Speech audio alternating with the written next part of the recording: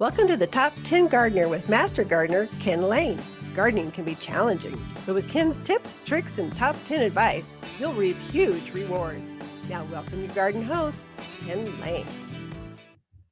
And welcome to this week's edition of The Mountain Gardener. Your host, Ken Lain, here every week talking about the landscapes of northern Arizona. I did write an article this last week. It's a popular question. It's just, are coffee grounds good for your plants or for your gardens? So I thought I would just cover that because we are into tea. I mean, it's been chilly outside. We're all inside sipping a little bit more tea, coffee. And basically what it comes down to is some folks say that's not good. Some folks say it is, and I kind of take the middle ground.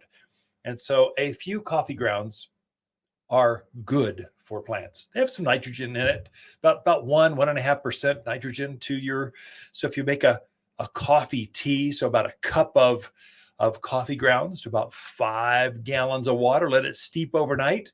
Plants will like that, just like you do. Fresh, I wouldn't say fresh coffee, no. Used coffee grounds soaked or steeped in a 5-gallon bucket of water, that'd be great. Adding to your natural compost pile, that's the best. I mean, that's just let it all. It's basically what coffee grounds are, is they're green waste. So a lot of you grow buckwheat or you're growing different crops on top of your gardens, then you'll till that in for next spring's growth. It's a nitrogen source. Coffee grounds are sort of like that. And so a few grounds on top of your plants, fine, especially outdoors.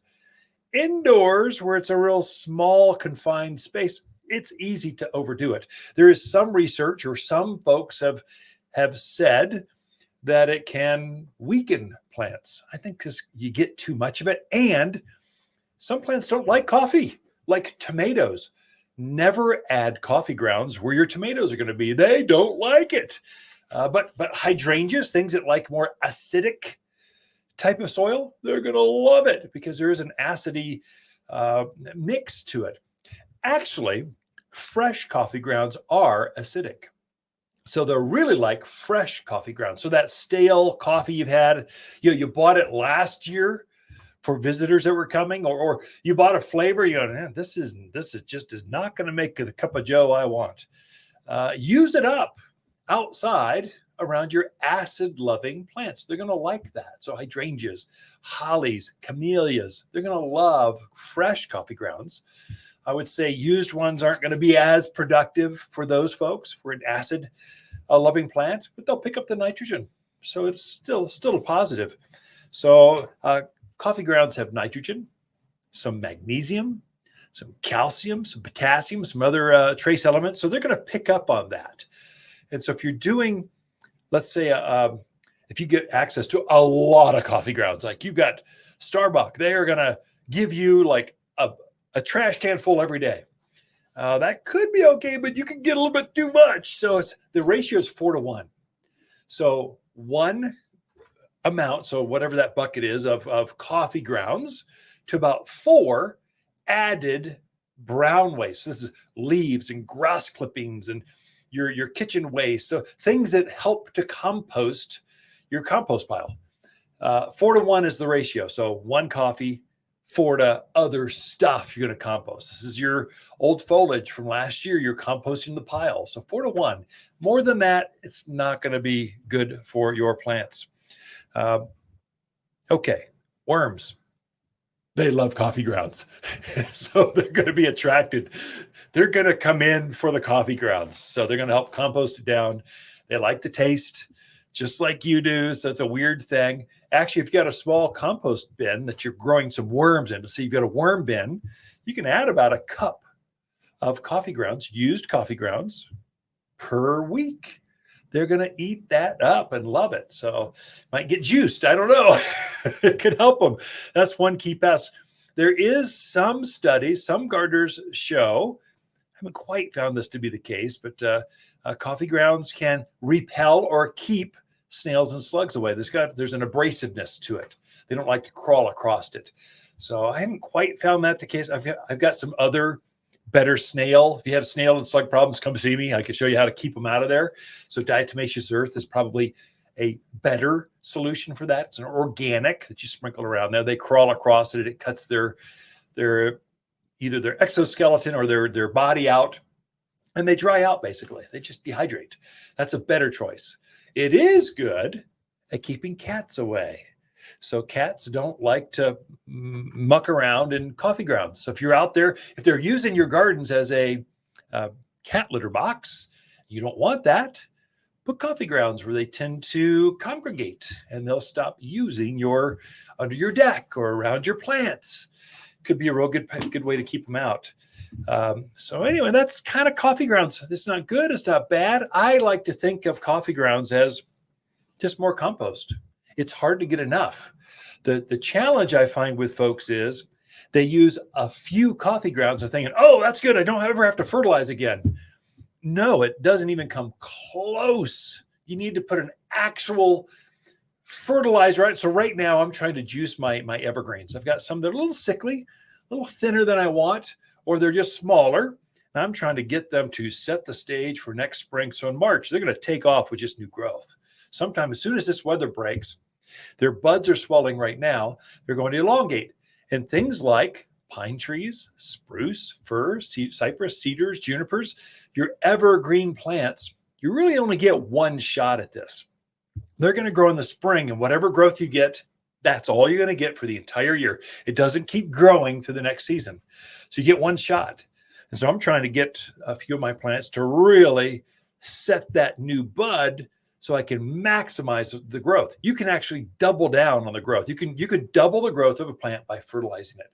So I'm giving some of my plants, especially the spring bloomers. So lilacs got fertilized, the forsythia got fertilized, all my evergreens got fertilized this last couple of weeks ago.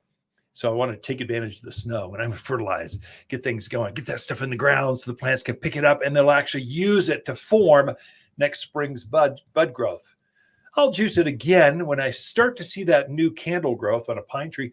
When I start to see that grow, I'll give it even a little bit more. So I'm trying to max out the growth rate. If you've got a brand new landscape, that's a good way to do it. Fertilize it now and again, and into March, something like that, and you'll double the growth rate. You'll get more flowers on your crab apples. You get more flowers on your red buds. You'll get better blooms on your lilacs by fertilizing now and again in spring. Coffee grounds don't even come close to that. You need to actually have an actual fertilizer. So I'm using all-purpose plant food. So 744 all-purpose plant. It's an organic fertilizer we put together here at the garden center. It's granular. You sprinkle it out there, pray for more snow, and it just slowly works its way in. Feeds your worms. I was doing some planting this last week of some Arizona cypress, and worms, big, juicy, fat ones, are right there on top of the ground. They were just right there, and so they were happy. So I know it's cold outside, but things are still happening in the garden. Your plants are still taking in moisture. They're still taking in nutrients, and they're getting ready for next spring's, apple blossoms, next spring's lilac blossoms, next in spring's new candle growth on your spruce trees. So if you can nurse that along, that's good. Now I know we had a little bit of moisture this last week or so, but not enough to keep things healthy. It was dry so long before this last storm pattern that I actually watered some things. So I've got my irrigation cycling on every 10 days right now. So in the middle of the day. So I'm watering middle of the day so it doesn't freeze, hydrate my plants. And before these storms came, I actually took my hose and I actually hand watered some of my container plants. So I've got some beautiful peonies. The eyes of the peony are starting to show. So, things are happening. They're not blooming, they're not growing, but you can tell, they're setting the stage, getting ready. So I wanted to keep those things healthy. And so my snapdragons, they're not blooming right now, but they're green. I want to keep them happy. So I watered those. And so water goes a long ways. I think you probably should put on your radar, if you're tuned into this, you're obviously a gardener. I would say it would be good to hydrate those plants. I know we had a little bit of snow, not enough to really hydrate, keep things to make a difference. And going back to the beginning, coffee grounds are good for the gardens. A little bit goes a long ways, but it's not a substitute for actual plant foods. My living room feels so empty. Now that the Christmas tree is gone, the house just seems so blah. Brighten it up with a big, bold, beautiful plant from Waters Garden Center. Fill that cavernous space with tall tropicals, colossal cactus, and sizable succulents that bring the great outdoors indoors. Make a gorgeous green space you can enjoy all year, not just for a season. Unique, exclusive, one-of-a-kind houseplants found only at Waters Garden Center in Prescott. You're listening to Garden Master Ken Lain, owner of Waters Garden Center in Prescott. Join his daily podcast for timely garden advice seasonally right for the gardens. Ken can be found throughout the week at Waters Garden Center in Prescott or through his website at top10gardener.com.